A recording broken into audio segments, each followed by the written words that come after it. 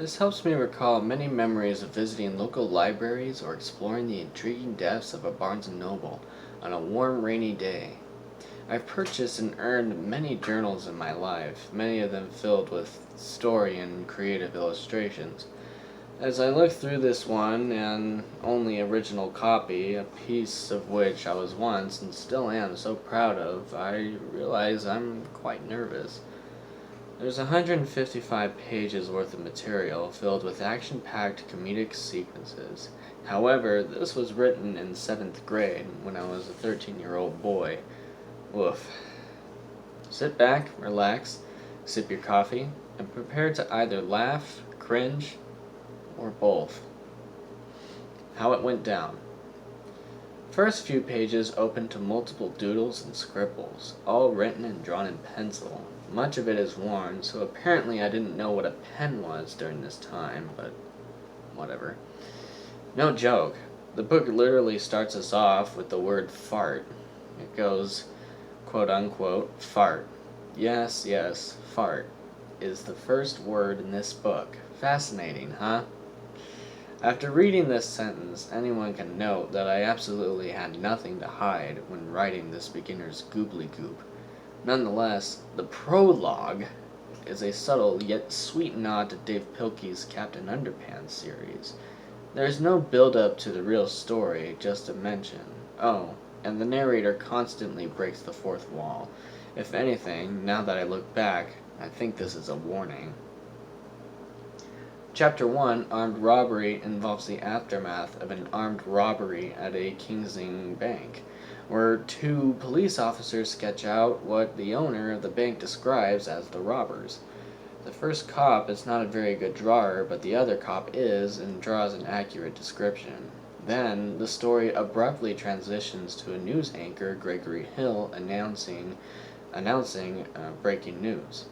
I didn't know what to expect, but when the news anchor proceeded to announce the winners of the National Kingsing City French Poodle race, I couldn't stop laughing, and my girlfriend Haley rushed over to see what was so funny. The announcer reads off winners while casually mentioning the death of one of the poodles for eating too much reward chocolate, before announcing the very serious robbery that just happened as conducted by the WR, or We Rock, criminals. The chapter ends after Gregory Hill provides a police dispatch number, 1-800-CALL. This chapter is no more than 3 pages long. One of the pictures features a real fingerprint of my own above the WR criminals. I guess I wanted to include some authenticity. Well, if I commit a felony, I had better keep this book in my ass. Chapter 2. Who Threw That gives me the notion that I really like to cut corners. I was quick to get to the point. Unfortunately, 90% of the craft is dialogue. I knew what was happening, but wow, I really wanted to get to the fun climax, didn't I? The chapter involves both Jake and Kyle both talking about all the girls they dated as they wait for their school bus to arrive. I'm surprised to read that it was Kyle himself who had gone out with 6 girls in the last week before asking out another girl he liked, Aubrey, whom of course said yes. Kyle was a playa. Just then, Jake then expresses certain nervousness, for he too had asked out Holly, who actually said yes to a date at the movies. Damn. Kyle assures Jake is going to be just fine before Jake is hit in the head by a device thought to be an energy drink just when they sit in the school bus. Assuming the bus was in motion at the time, the thrower sure does have a good arm. Both Jake and Kyle drink the juice before they talk with other peers, Sty and Chad, about their upcoming dates. The chapter ends when Preox and Rig pop out of the bushes, talking about Jake and Kyle and how they were going to be the ultimate saviors of Earth and valuable assets in helping the Acid race, which is Preox's race, essentially. Preox commands they both get a disguise to spy on Kyle and Jake. Chapter 3, Blah, does not seem to go further into where Kyle and Jake come from. Are they living with their parents or no? We're just diving into them going to school and talking about girls, I guess.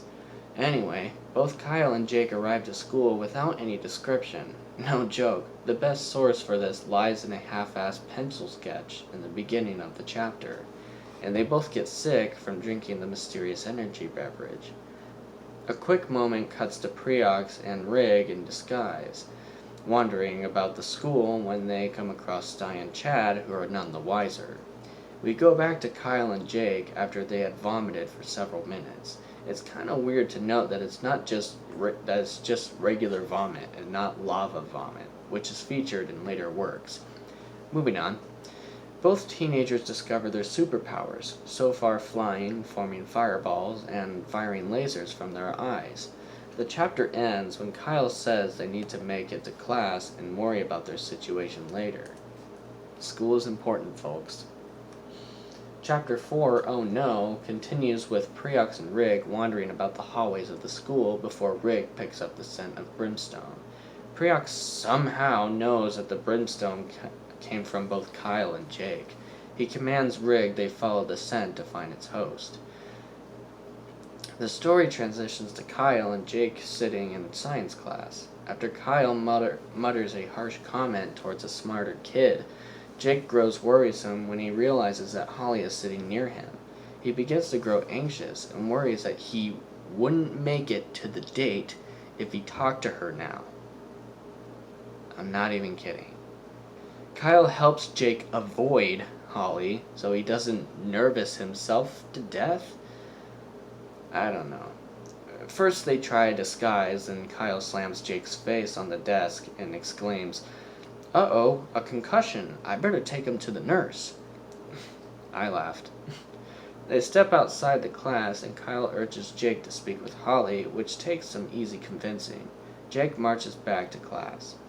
Preox and Rig find samples of brimstone, which Preox announces he will use to analyze both Kyle and Jake's DNA for some reason. Brimstone? Assuming it came from Kyle's lasers, that's kind of stupid. Jake didn't fire lasers, though. Not in the book. So how could Preox... Moving on. Chapter 5, Preox, Rig, Sty, Chad, and Chips is a title that makes me chuckle. I totally forgot that Rig had a huge thing for chips.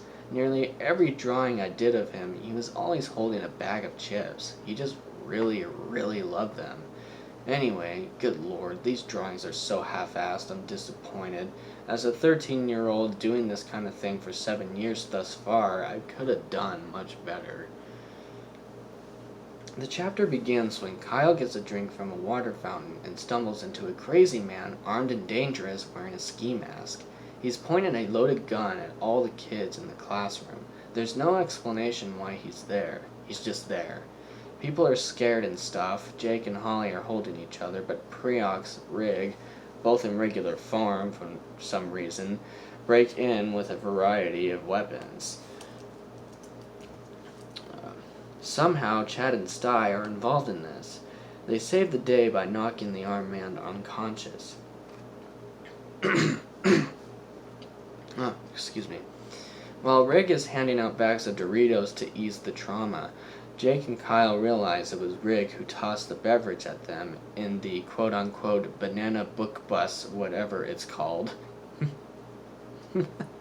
Everyone flips their shit when they realize the two students have superpowers. Holly gets upset about it and everyone is bickering.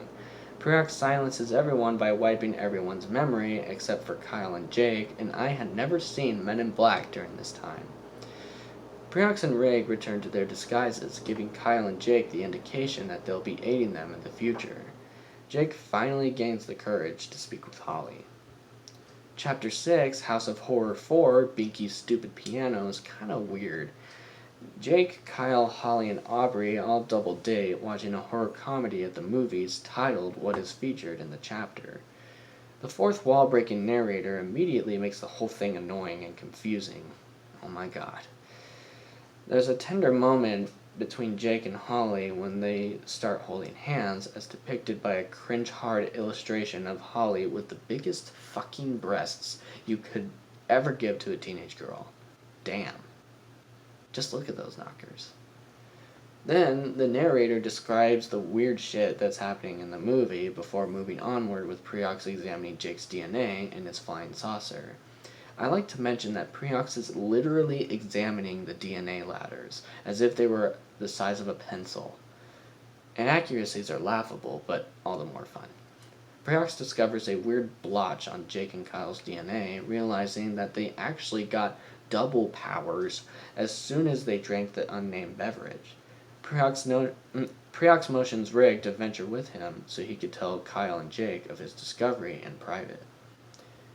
Then we cut to the WR, or We Rock criminals, Mort, Zach, and Sparky. After Sparky gets Mort and Zach to stop fighting over pizza, he details their next scheme at the National Kingsland Gas and Oil Factory. Once we light a single match, throw it into the chimney of the factory and kaboom!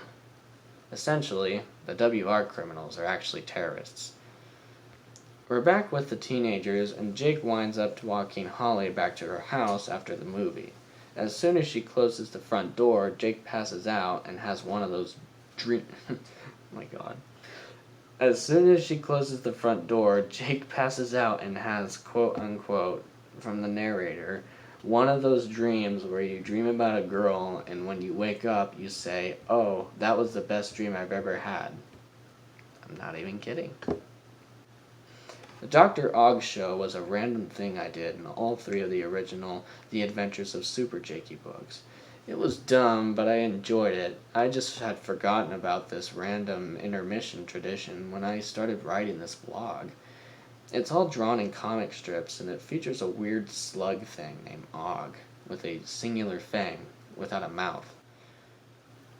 There are only 12 small panels, featuring Dr. Ogg in a studio as if he were a talk show host. Dr. Ogg introduces himself before introducing his special guest, Jim Carrey. It was dumb, I think I knew that, and there's nothing more than a quick Ace Ventura quote before Dr. Ogg wraps up the intermission. Chapter 7, Super Jakey, is when the excitement really begins. Jake wakes up in Preox's ship, where he tells him about the mysterious blotch on his pencil-sized DNA. Kyle and Rig are in the other room playing video games. Jake test drives his superpowers before he learns that the oil and gas factory has exploded in the city. Preox delivers masks and capes for the kids to wear and explains how he and Rig would be getting rid of the smoke with the ship, while Jake and Kyle venture into the city to save suffering civilians. Then, they become Super Jakey and Super Lyle. Chapter 8, we have gas is literally what you think. The city is covered in oil and gas, thanks to the WR criminals, and it's just a mess. Super Jakey and Super Lyle have presumably rescued everyone before they hear the faint, sad, distressed voices of Aubrey and Holly calling for help. So the two heroes are all, get your girl while I get my girl, while Rig and Preox are flying about the city trying to activate the camouflage feature on their saucer. Once Rig turns the ship into a human-crafted jet, Preox freaks out when they see another saucer zoom nearby belonging to a member of the Adoa. Preox goes on this whole rant about the Adoa being obliterated for 2,500 years, saying it's impossible for them to return after the Great War. He further mentions Zejok, the leader of the Adoa, followed by 4 close henchmen, Galg, Zyrtec, Spike, and Vork. Without so much hesitation, Rig shoots at the ship and it goes down. Preox shrugs off the ordeal and commands they rid of the gas and oil immediately. I laughed when Super Jakey started going after Holly. The narrator tells the reader to think of the Teen Titan theme song. While he's flying throughout the city looking for his girl, at one point he tries using his fireball ability to see better, but that obviously backfires. Get it? Anyway, Jake finds Holly unconscious next to his house. Was she trying to sneak over or something? Yeah, boy. Get it, Super Jakey. Get it. Super Jakey delivers Holly to safety in the arms of her parents, which actually shocked me. Holly's parents existed at one point. Weird. Holly wakes up and tries to pinpoint Super Jakey's identity. Super Jakey panics and flies away before she puts the pieces together. Priox and Rig land their saucer to investigate a crashed Adoa ship as soon as they use a giant green hose to get rid of all the oil and gas with water. That's simple. Chapter 9, the Kingsing Park chapter, is really, really cringy. It's not so much the horrible drawings of Holly, but the attempts at the romantic qualities are just painful. Then again, I do recall making that factor quite purposeful when I was writing this piece. I hated melodramas back then, and I still do.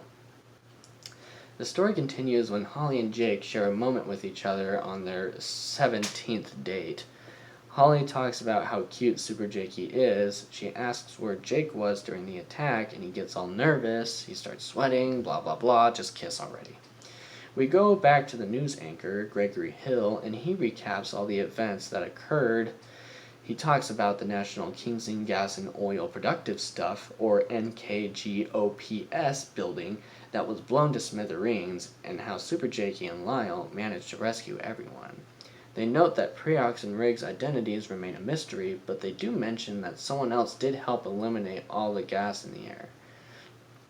Gregory Hill ends the segment with the WR bandits being arrested for their crimes shortly after the incident, followed by showering covers of magazines featuring the city's newest heroes. This all happened so quick, and I'm still wondering how Holly and Jake had already been on 17 dates. Priox examines, presumably, the body of an Adoa minion and confirms his identity, Brank 6502. After looking at the technology of the crashed saucer, it's announced that the Adoa is back and they're on planet Earth for whatever reason. Jake bursts into his lab, presumably inside the acid saucer, with a grin on his face. Priox demands him to speak up, and Jake tells that he and Holly kissed. Priox asks how humans kiss and is absolutely sick to his stomach once Jake tells him. Jake asks the same question about acids and hops on the same boat, thus ending the chapter. Chapter 10, the basketball game, made me say, oh yeah, shit, I did basketball when I was in middle school. And that's the only explanation why Kyle and Jake are attending a sporting event in this book. Even their random buddies, Sty and Chad, are in on it, even though there's no mentioning of any sports of any kind throughout the first 67 pages. I'm so clever. This moment also brought up another memory that had me laughing aloud. While the coach, Mr. Tanky, is talking to his players in a locker room, he says, and remember, if you get distracted by the cheerleaders, that's okay, because you guys are men now. I'm laughing because I remember my basketball coach flipping his shit when he was trying to go over plays with us in my seventh grade basketball B team. The reason why he got mad at us was because we, no joke, all just stared at the middle school cheerleaders jogging nearby. I was especially guilty because my crush was with the group. My coach was so mad. It was wonderful. Anyway, the game begins, and the Kingsing Newts go head-to-head with the Billiard Bats. The game gets very intense, and once the third quarter rolls around, the Bats currently have the Newts beat by 19 points. Priox and Rig wander into the gym, and Priox proposes they put a plan together to give the Newts more spirit. They go to the cheerleaders taking a break, and they ask for their help. After Aubrey says, quote unquote, "What the heck can you do, Priox? You're so weird, and all you wear is that sleeping cap. Plus, you're stupid." The cheerleaders decide to help. I laughed again when Rig started singing "It's the End of the World" by R.E.M., attempting to give the Newts the spirit they needed.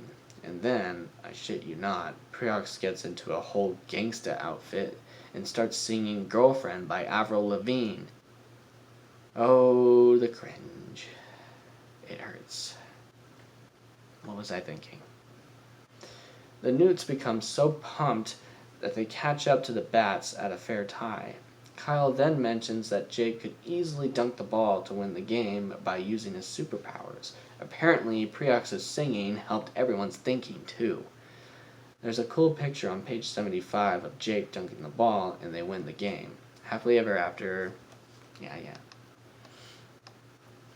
Chapter 11, the first strike of the Adoa, is literally the first strike of the Adoa ever. I think about how far this concept has come along. From 2008 to 2017, I'm happy with the way things turned out. As far as my ability goes in drawing effective, dramatic elements of action, this is where it all began. The very first ideas of the purple astronomical featured in Infinite Valor. The chapter opens with Zejok commanding his fleet to move from one universe to another in order for them to invade Earth, for some reason. Zejok controls the ship by using Sesame Street buttons. So you have Oscar for the shield generator, Big Bird is to turn the radar on, Grover, turn the radar off, Elmo is for firing gun turrets, Cookie Monster is for lunchtime, Bert, breakfast time, Rubber Ducky, dinner time, Baby Bear, to boost the engine, Ernie, send reinforcements, Dorothy the goldfish is for warp, and the Batman symbol is for releasing the Nikas. Before Zejok sends a Nika, a giant lizard monster on 2 legs, Vork walks into the control room laughing uncontrollably. You see what I did there? Zejok sits in his cockpit chair and shrieks in pain. A mousetrap snapped on his ass, leaving Vork nearly breathless. Zejok then demands his henchmen to leave by saying that, quote-unquote, they, the Adoa, play tricks and not pranks, before threatening to fire him for eating a cookie. Preox and Rig are hanging out at an abandoned warehouse where his lab is designated, and Preox becomes alarmed when he detects a moving object from 14 million light years away. This is back before I knew how far light years went. The object literally blasts to Pluto within seconds, and Preox tells Rig they need to get a move on. Once he realizes there's a Nika and a meteor hurtling its way to Earth. Super Jakey and Lyle rush outside when the meteor strikes their neighborhood. Preox and Rig get there in time for the Nika to start chasing them and fire a hefty round of purple-blue fire from its big, gaping mouth. They get injured, but Preox fires a round into the Nika's gut with his plasma shotgun. The Nika dies, but soon enough, more meteors start crash-landing on Earth, releasing more of the creatures. Chapter 12, Nikas are giant nincompoops, is the beginning of the major battle between Acids, humans, and the relentless lizard monsters. Preox calls for reinforcements, and within the flash, they're already on Earth. Where were these guys before? Preox meets with the very first introduction of Drox, and he and the other Acids cannot believe what is happening. The battle rages onward, featuring Rig using his lightning powers as a systematic method of travel and combat. There's a moment when he distracts Nika into tap dancing, thus electrocuting the monster to death when he gets the chance. The Ezequit, or Coop at the time, then walks into a duty store to buy a bag of chips. There's a moment between Rig and the cashier of the duty store that really made me question my sanity. The cashier is frightened, but is immediately relieved when he realizes that Rig is friendly and doesn't want to hurt him, like the Nikas would. However, with Rig leaning over the counter, he continues to say, "If I did, I would want to kill you." Oh wait, no, that's not how it goes. I'm just not gonna do the voice, I'm too tired. "If I did want to kill you, I'd skin you alive, take all of your bones, and give your guts to an old lady and say that your guts is fresh cranberry jam." Fucking dark. The cashier faints, and Rig walks out of the store with a free bag of chips. After Nika apparently throws a semi-truck at a rooster, because once I thought it would be funny to mention, I guess, everyone is in a hurry to defeat their opposers.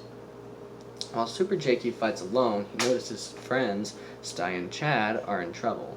Big Adoa ships start flying all over the place, shooting at everyone and everything in sight.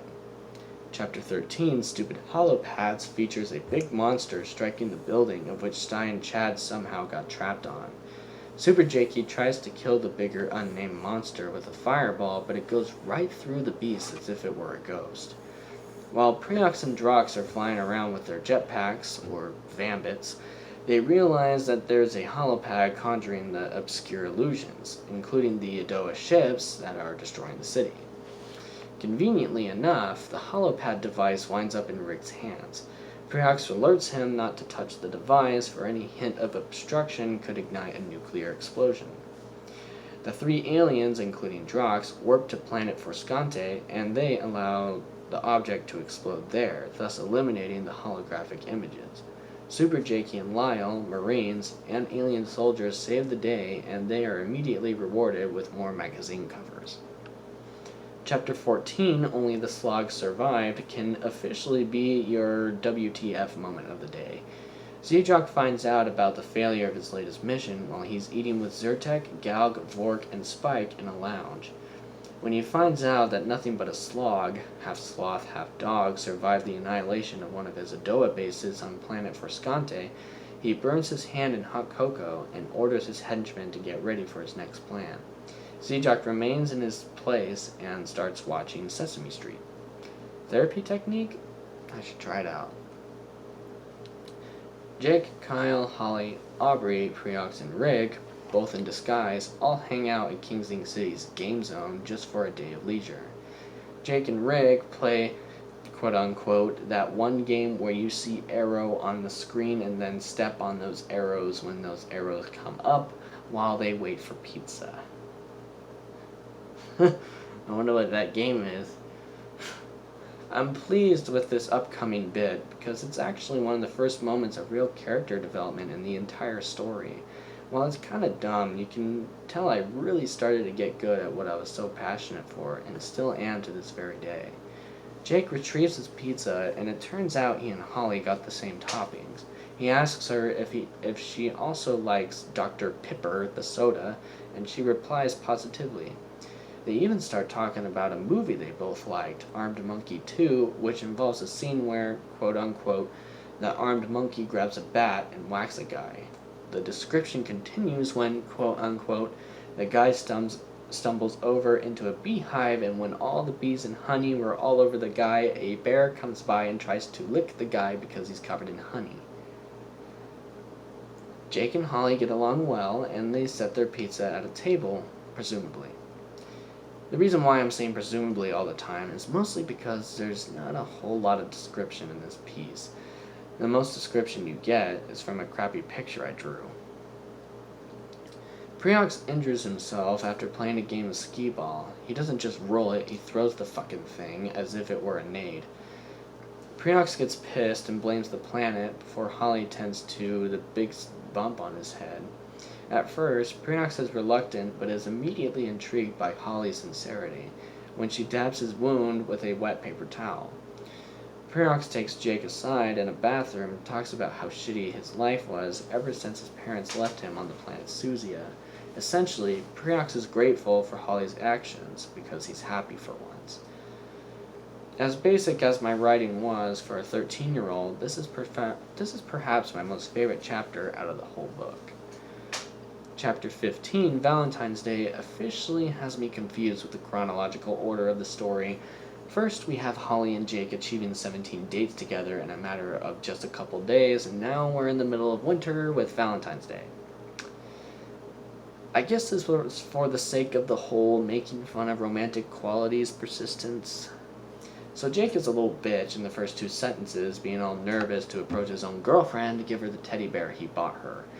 Apparently, they had been dating for a total of 3 months at this point and had only 2 kisses, as depicted by Kyle himself.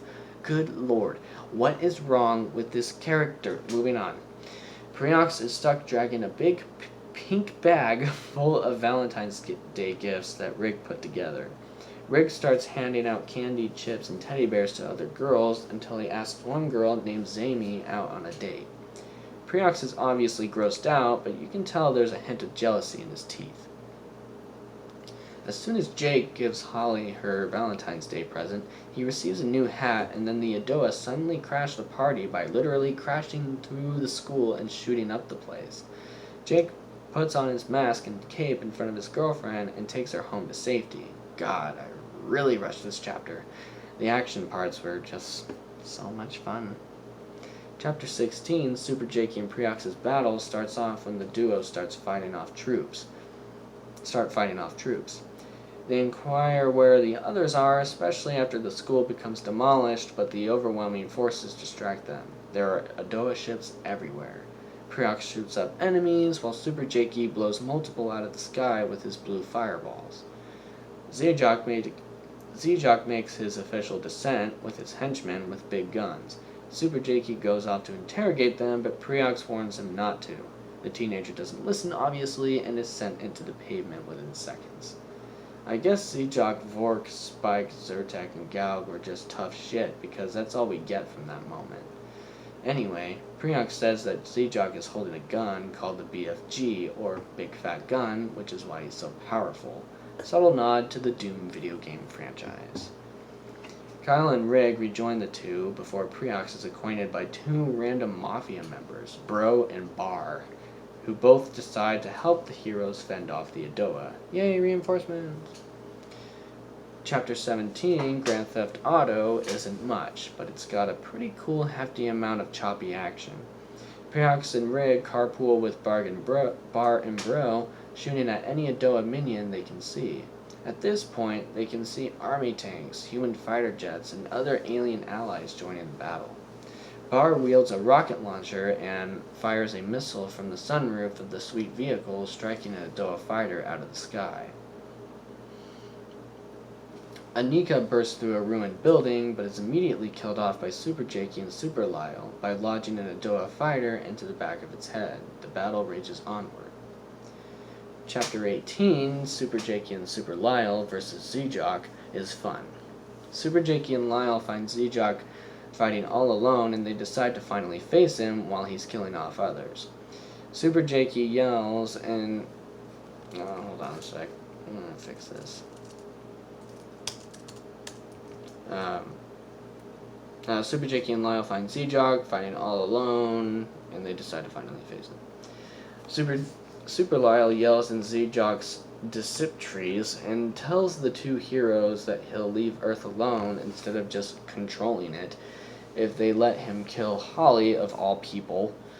There's no explanation as to how Z-Jock found Holly or how he knew she was of any relation. There's no explanation as to how Holly wound up in the scene. I just wanted her there, I guess. What the hell. Super Jakey decides to duke it out with Z-Jock instead, and throws a blue fireball into his mouth.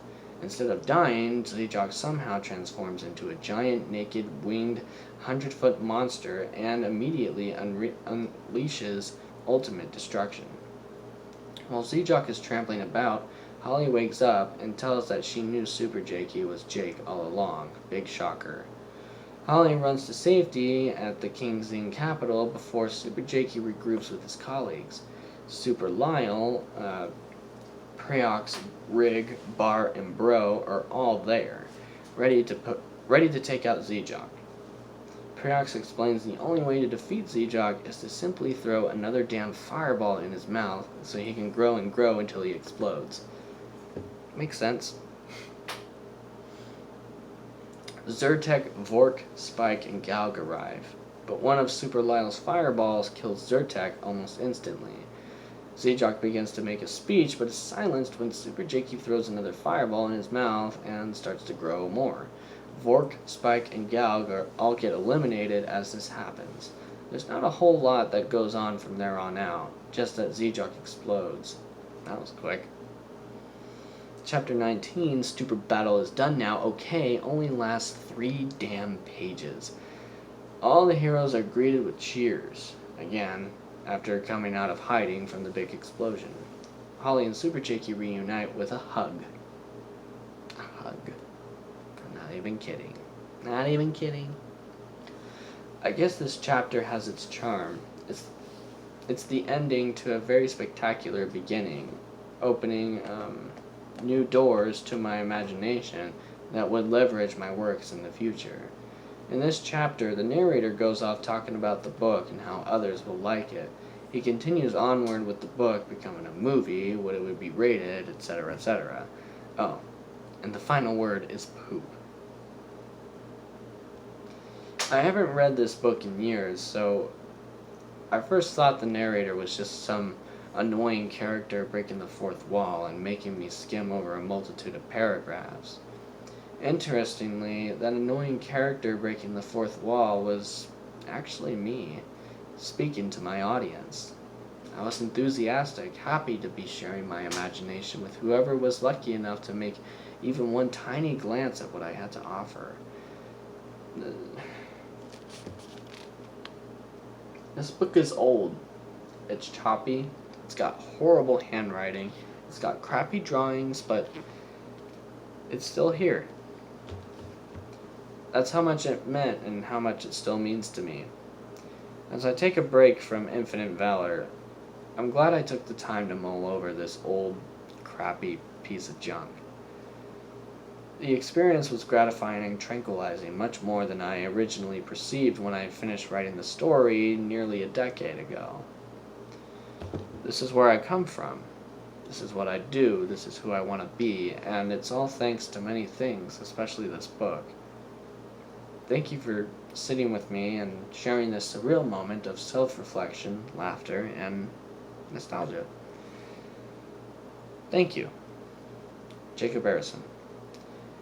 I don't know where I'm going from here, but I promise it won't be boring. David Bowie.